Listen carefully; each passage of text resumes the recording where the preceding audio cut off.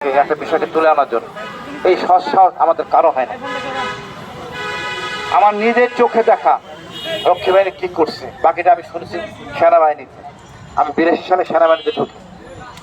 আমি নিজ চোখে দেখছি বরগুনাতে ছাত্র মুক্তিযোদ্ধা চোখ বেঁধে গামছা বেঁধে, ভদ্রলোকের নাম ছিল জহির, স্কুলের মাঠে সবার সামনে নির্যাতন করা হতো। তখন মানবাধিকার ছিল না, তাই উচ্চবাক্য হয় না। প্রতিদিন নদীতে লাশ বসে থাকতো, যার মাথা থাকতো না খুলে থাকতো। তখন এই সিমেন্টের ব্যবস্থা ছিল না, এই জন্য হয়তো এগুলি উঠে রাখতো। এতটা বেপরোয়া ছিল রক্ষী বাহিনী, আপনি আশ্চর্য হবেন। এরা হলো যেন উবানের সৃষ্টি, অখণ্ড ভারতের বিশ্বাসী, অর্থাৎ দুই বাংলা এক, এর নির্লজ্জ জাতি। আমরা নির্যাতিত হয়েছি জমিদার দ্বারা, হিন্দু জমিদার দ্বারা, সেইটাই তারা আপন মনে করে নিছেন। তারা যে দর্শন আমাদের দেখাইছেন 71-এর আগে, তারপরে আর আগের মিল নাই, এগুলি এখন বলবো না। বাট এটা হলো সম্পূর্ণ শেখ মুজিবুর রহমান দর্শন। মানুষ মার অসুবিধা নাই, কাউ কথা বলবে না, কথা বলবে সিরের শিকদারের মতো হবে। এরা কি করতো, নতুন ড্রেস গাড়ি সব ছিল, সেনাবাহিনী যারা মুক্তিযুদ্ধ অরিজিনাল তাদের কিছু ছিল না।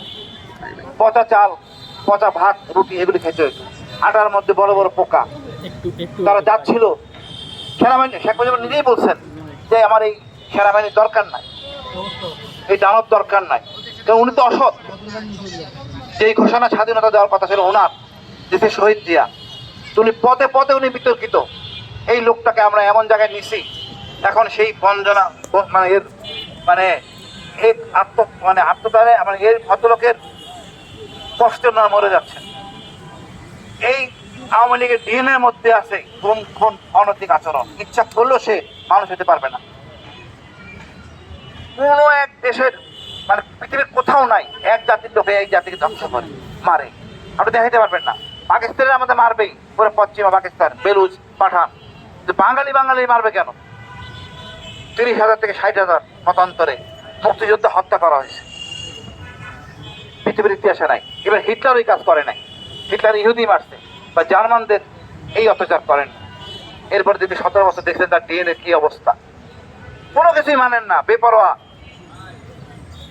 সেম রক্ষী বাহিনী, এদের বিচার করা হয় নাই, আল্লাহ বিচার করেন। শেখ মুজিবুর রহমান ওই পাপে উনি চলে গেছেন। 15ই আগস্টকে স্মরণ করতে হবে। ওই আগস্টের দিন আজকে আমরা এই জায়গায় তাহলে আসতে পারতাম না। ভাবেন ওই শেখ থাকলে কি হইতো আমাদের অবস্থা। উনি ওনার ছেলেকে শিখে আনছেন সেন্ডার্স থেকে ট্রেনিং দিয়া, জনগণের টাকা দিয়া, যিনি কোনোদিন ক্যান্টনমেন্টে থাকেন নাই। শেখ জামাল কোনোদিন ক্যান্টনমেন্টে থাকেন নাই। আর্মির একটা নিয়ম কারণ আছে, 6 বছর চাকরি অথবা 26 বছর বয়স মানার পর বিয়ে করতে হবে। উনি এই অভাব দুর্ভিক্ষের মধ্যে 2 পুত্রকে একসাথে বিয়ে দিচ্ছেন। কোনো নিয়ম কানুন শেখ সাহেবের ছিল না। ওনার বাসায় ছিল ভারী ভারী অস্ত্র, অবৈধ অস্ত্র। এটাই ছিল আমাদের শাসক।